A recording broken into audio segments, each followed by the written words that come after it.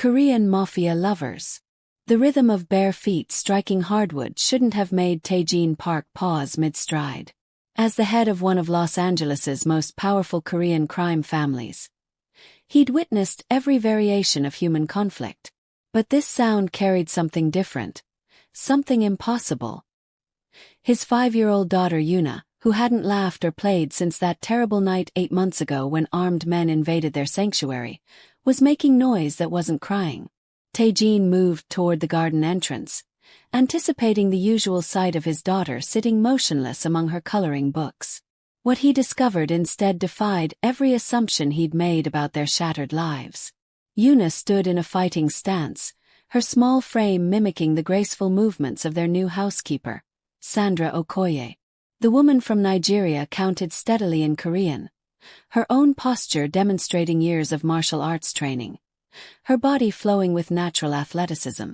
Yuna's expression held something Taejin thought he'd never witness again, pure concentration mixed with joy instead of paralyzing fear. The child who couldn't sleep without nightmares was now planting her feet with confidence, following Sandra's every instruction. Taejin's chest tightened. His criminal empire demanded absolute control over every situation, yet watching his traumatized daughter discover courage through a woman he'd hired simply to maintain his household left him feeling utterly vulnerable. Strangely, this loss of control didn't fill him with his usual dread. Instead, it sparked something he'd almost forgotten existed within him, genuine hope for his daughter's recovery. Welcome to Korean Mafia lovers. Hello everyone. Please drop a comment telling us where you're watching from and subscribe to the channel.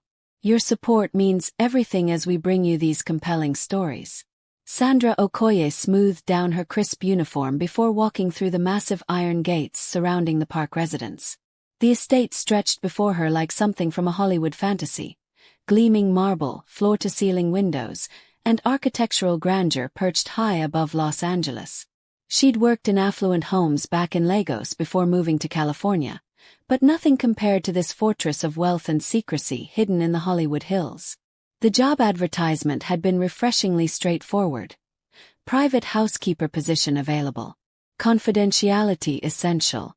Generous salary. What it failed to mention was how the mansion felt more like an elegant prison than a family home, or how the man who owned it moved with the quiet authority of someone accustomed to life and death decisions.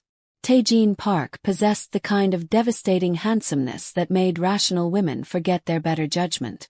Sharp features, penetrating dark eyes, and tailored suits that emphasized his lean, powerful build. But what truly revealed his nature was how every staff member navigated around him. Cautious, respectful, almost frightened, giving Sandra immediate insight into exactly what kind of employer she'd accepted. Miss Okoye. He greeted her during their initial meeting in his study. His English flawless despite his accent. Your credentials are exceptional. What brought you from Nigeria to Los Angeles? Sandra maintained steady eye contact. New beginnings, Mr. Park. Sometimes distance helps you discover what truly matters. Something flickered across his features. Recognition, perhaps understanding. Indeed. You'll primarily maintain the main living areas and guest accommodations. My daughter. He hesitated, and briefly the commanding exterior cracked. My daughter requires quiet. Please honor that. Absolutely, Sandra agreed. What he didn't explain was that his daughter barely seemed to exist as a living presence. Sandra discovered this reality on her second day when she glimpsed a tiny figure moving through shadows like a frightened spirit. The child traveled silently, quickly, always maintaining barriers between herself and any adults. She properly observed the girl on her third morning, a beautiful child with her father's striking eyes and delicate bone structure, wearing pajamas well past noon, gripping a stuffed rabbit like protective armor. She watched Sandra from behind a marble pillar as Sandra organized linens in the main parlor. Sandra had grown up with younger siblings who'd experienced trauma. She recognized the constant vigilance, how Yuna positioned herself near escape routes, the careful distance she maintained from grown-ups. So rather than approaching directly or forcing interaction, Sandra simply continued working. But as she moved, She allowed her body to fall into patterns she'd learned years ago at her uncle's martial arts studio in Lagos. Centered breathing, grounded positioning, controlled movements expressing internal strength. She didn't realize she was demonstrating a defensive stance until she noticed the child's reflection in a window, her small body unconsciously copying the posture. Their eyes connected in the glass. Sandra turned slowly, careful not to startle her. "Hello there," she said gently. "This is called a ready stance. It helps you feel strong." The girl, Yuna, Sandra remembered, didn't speak, but she didn't flee either. "Would you like to try it together?" Sandra asked, settling into the position again. For several heartbeats, nothing happened. Then, so tentatively Sandra almost missed it, Yuna stepped from behind the column and spread her feet apart, her tiny hands forming uncertain fists. Sandra's heart ached at the sight of this small warrior struggling so hard toward bravery. "Excellent," she whispered. "Now breathe with me. In through your nose, out through your mouth." They stood together in golden afternoon sunlight, breathing in rhythm, and Sandra sensed something shift within the silent household. Yuna's shoulders gradually relaxed. Her stance grew more assured. When footsteps approached from the corridor, she disappeared like mist. But the following morning, she was waiting in the garden. Sandra found her sitting cross-legged on warm stone pavers, her stuffed rabbit beside her, gazing up with expectant eyes. Without speaking, Sandra set aside her supplies and joined her on the ground. "Ready for lesson 2?" she asked. This time Yuna's nod was unmistakable. She began with breathing exercises, then fundamental stances, keeping everything slow and gentle. Yuna absorbed each movement like she was memorizing survival skills, her natural grace evident despite her uncertainty. When Sandra demonstrated proper fist formation, Yuna studied her hands with fierce concentration before replicating the position precisely. "My uncle taught me martial arts when I was about your age," Sandra told her as they practiced. "He said it wasn't about violence. It was about finding your center when everything feels unstable." Yuna's eyes widened slightly, the most expression Sandra had witnessed yet. "He sounds wise," came a deep voice from the doorway. Sandra's head jerked up to find Tae-jin Park observing them, his expression impossible to read. Yuna immediately retreated, but she didn't vanish completely. "Mr. Park," Sandra began, rising quickly. "I apologize. I should have requested permission first." "No." His voice was quiet but absolute. "Don't apologize." He looked at his daughter, something raw and exposed flickering across his features. "I haven't seen her this engaged in months." The weight of that confession filled the space between them. Sandra glanced down at Yuna, who was watching her father with cautious eyes. "Trauma impacts everyone differently," Sandra said carefully. "Sometimes physical movement helps process what language cannot express." Tae-jin moved closer, his gaze remaining on his daughter. "You understand trauma." "I understand healing," Sandra replied. "And I know that healing follows its own timeline, never rushing." Something passed between them, an understanding transcending words.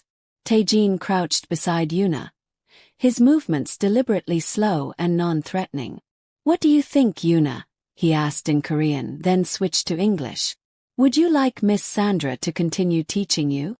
The child looked between them, then gave the smallest nod. Tae-jin's exhale shook with relief. "Then she will." As he stood to leave, he paused beside Sandra. "Thank you," he said quietly, "for truly seeing her." After he departed, Yuna tugged on Sandra's uniform and pointed to the garden stones. "Again?" Sandra asked. Her smile was tiny but genuine. Over the following 3 weeks, Sandra's mornings developed a pattern that had nothing to do with housekeeping and everything to do with recovery. Yuna would appear in the garden at precisely 8:30 each morning, sometimes still wearing pajamas, always carrying her stuffed rabbit, prepared for their training sessions. Sandra taught her basic forms, breathing techniques, and simple meditation. But more significantly, she taught her that her body could be a source of power instead of vulnerability. With each passing day, Yuna stood taller, spoke more often, flinched less at unexpected noises. "Miss Sandra," she said one morning, the first time she'd used her name. "Can you teach me to be brave like my appa?" The question surprised Sandra. She glanced toward the house where Taejin frequently watched their sessions from his study window. "Your father is brave in many ways, but do you know what makes someone truly brave?" Yuna shook her head. "Choosing compassion when you could choose cruelty. Choosing to protect when you could choose to abandon. Choosing to trust when you're terrified." She gently adjusted Yuna's stance. "That kind of courage is far more difficult than physical bravery. Is that why you help me? Even though you're scared of Appa?" Sandra blinked in surprise. "What makes you think I'm scared of your father?" "Everyone is scared of him," Yuna said matter-of-factly. "But you still talk to him like he's just regular people." Out of the mouths of children, Sandra realized the girl was absolutely right. She wasn't afraid of Taejin Park despite everything about him that should have terrified her. Perhaps it was because she'd witnessed how he looked at his daughter, like Yuna was his entire universe. Or perhaps it was because underneath all that power and authority, she recognized something familiar. A man desperately trying to protect what he cherished most. "Your father isn't frightening to me," she said finally. "He's simply someone who loves you very much." That afternoon, as Sandra was dusting the main sitting area, Taejin appeared in the doorway. He'd exchanged his usual business attire for dark jeans and a black shirt, looking younger and somehow more dangerous in casual clothes. "Miss Okoye, may I have a moment?" She followed him to his study, a space radiating wealth and influence. Floor-to-ceiling bookshelves, an imposing desk, and windows overlooking the sprawling city below. But what captured her attention was the collection of photographs on his desk. Yuna as an infant, Yuna taking her first steps, Yuna laughing at something beyond the frame. "Please sit," Taejin said, gesturing to the chair opposite his desk. "I wanted to discuss Yuna's transformation." "She's progressing beautifully," Sandra said. "Her confidence grows daily. The nightmares are decreasing. She slept peacefully 3 nights this week." Taejin's relief was palpable. Children are remarkably resilient when they feel secure. "Yes, regarding that." Taejin leaned forward, his intense gaze fixed on her. "I need to ask you something, and I need complete honesty." Sandra's pulse accelerated. "Of course. Do you understand who I am? What I actually do?" The question hung between them like an unspoken threat. Sandra had suspected from the beginning. The security measures, the deference of his staff, how he carried himself like someone accustomed to absolute power. She'd done her research after the first week, discovering news articles that carefully avoided specifics but painted a clear picture. "I know you're a businessman with interests that probably don't appear on tax forms," she said diplomatically. A ghost of a smile crossed his lips. "Tactful. I also know that you love your daughter more than anything in this world, and that's all that concerns me." Something shifted in Taejin's expression. Surprise, perhaps, or something deeper. "Most people would run. I'm not most people." "No," he said quietly. "You're not." The silence stretched between them, charged with an undercurrent Sandra didn't want to examine too closely. Taejin Park was dangerous in multiple ways, and she was beginning to realize that the threat he posed to her peace of mind had nothing to do with his criminal activities. "There's something else," he said, his voice lower now. "I'm increasing your compensation substantially." "Mr. Park, that's unnecessary." "It absolutely is." His tone permitted no argument. "What you're doing for Yuna is invaluable. But I also need you to understand that working for me carries certain dangers." "Dangers?" "I have adversaries, Miss Okoye. People who would exploit anyone connected to me or my daughter to inflict harm. I can provide protection, but I need your commitment that you won't abandon her if circumstances become complicated." Sandra thought of Yuna's small hand in hers, how her face illuminated when she mastered a new technique, the trust she'd placed in Sandra despite every reason to fear adults. "You have my word," she said without hesitation. Relief flooded Taejin's features. "Thank you." As she stood to leave, he called her name. "Sandra." The sound of her first name in his accented voice sent an unexpected shiver through her. "Yes. What you said about courage. Choosing compassion over cruelty. Where did you learn that?" "From my uncle. He raised me after my parents passed away. He used to say that anyone can destroy, but it takes real strength to build something beautiful." Taejin was quiet for a moment. "He sounds like a remarkable man." He was. He would have adored Yuna. "I think," Taejin said softly, "he would have appreciated you too." That evening, as Sandra prepared to leave, she found Yuna waiting by the entrance with a piece of paper in her hands. "I made this for you," she said shyly, holding out a crayon drawing of two stick figures in martial arts uniforms. One was clearly meant to be Sandra, with carefully colored brown skin and black hair. The other was herself, small but standing confident beside her. "It's beautiful," Sandra said, her throat tight with emotion. "May I keep it?" Yuna's nod was enthusiastic. "Appa says you're going to stay with us for a long time.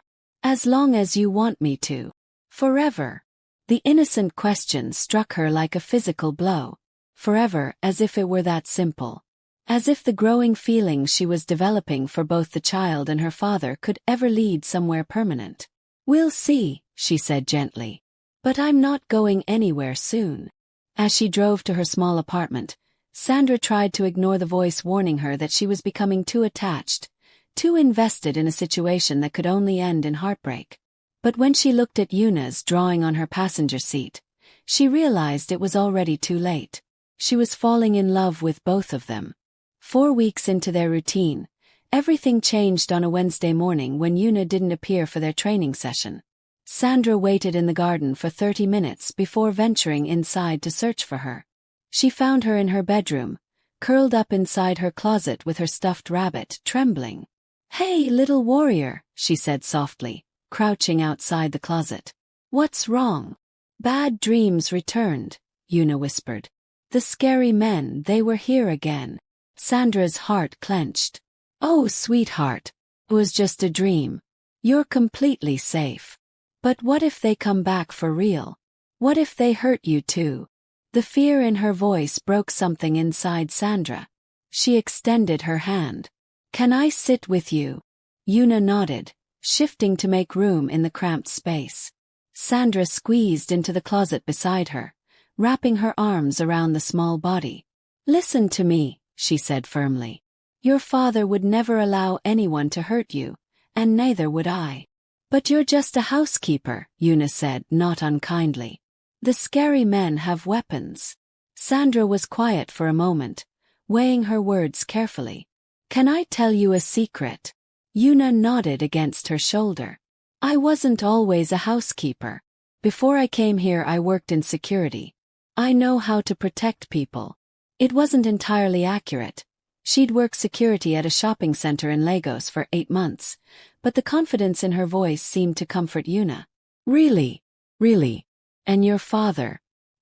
He's far stronger than any scary man. He's like a superhero, just in expensive suits." That earned her a small giggle. "Appa does look like a superhero." They sat together until Yuna's breathing steadied, then moved to the garden for a modified training session focused on calming techniques and confidence-building exercises. Taejin arrived an hour later, his face tight with concern. Mrs. Kim mentioned Yuna had a difficult morning. "We worked through it," Sandra said, watching Yuna practice her forms with renewed determination. "But she's worried about safety, hers and mine." Something dark flashed in Taejin's eyes. "Has something happened? Any threats?" "No, just lingering trauma from the invasion. But perhaps it would help if she understood that she's protected, that we all are." Taejin was quiet for an extended moment, watching his daughter. "Would you be comfortable meeting some of my security personnel? It might reassure her to see that there are good people watching over her." "Of course." That afternoon, Taejin introduced them to Miho Choi, his head of security, A quiet, serious man who spoke to Yuna with gentle respect and showed her the discreet security measures throughout the residence. By evening, Yuna was back to her normal self, even asking Miho to watch her demonstrate her martial arts forms. But the incident had unsettled something in Sandra. As she prepared to leave that evening, she found herself in Taejin's study again. "Thank you," she said, "for handling that so perfectly, for understanding what she needed. Thank you for being there when she was frightened, for knowing how to comfort her." Taejin looked exhausted, the weight of constant vigilance etched in the lines around his eyes. "Sometimes I feel like I'm failing her, like I don't know how to be both her protector and her father." "You're not failing her," Sandra said firmly. "You're doing everything possible to keep her safe while still letting her be a child. That's incredibly difficult. It's insufficient." "It is sufficient. You are sufficient." The words emerged more forcefully than she'd intended, and Taejin's eyes snapped to hers in surprise. "Yuna adores you. Yes, she's experienced trauma, but she's healing because she feels loved and secure. That's because of you. And you," Taejin said quietly. "She's healing because of you." The air between them seemed to thicken. Sandra became acutely aware of how close they were standing, of the way Taejin was looking at her like she was something precious and unexpected. "Sandra," he said, her name a whisper. Before she could respond, the study door burst open. Miho entered quickly, his expression grim. "Boss, we have a situation. The Tanaka organization is making aggressive moves on the waterfront. They're demanding a meeting." The moment shattered. Taejin's expression hardened back into the mask of cold authority, and Sandra felt the loss of his vulnerability like a physical ache. "When?" Jean asked. "Tomorrow evening. They're insisting on neutral territory." "Arrange it." Taejin glanced at Sandra. "I apologize. We'll need to continue this conversation another time." She nodded and moved toward the door, but Taejin's voice stopped her. "Sandra, be extremely careful tomorrow. Stay close to the house." The warning sent a chill down her spine, but she nodded again and left them to their planning. The next day passed in tense quiet. Taejin was gone by the time Sandra arrived, and the usual staff seemed anxious. Even Yuna sensed the atmosphere, staying closer to Sandra than usual during their training. "Is Appa in trouble?" she asked as they practiced breathing exercises. "Your father can handle anything," Sandra assured her, hoping it was true. That evening, as she was preparing to leave, Mrs. Kim approached her with worry creasing her features. The story continues. Don't forget to like, subscribe, and hit that notification bell to follow Sandra and Taejin's journey. Drop a comment below telling us what you think will happen next.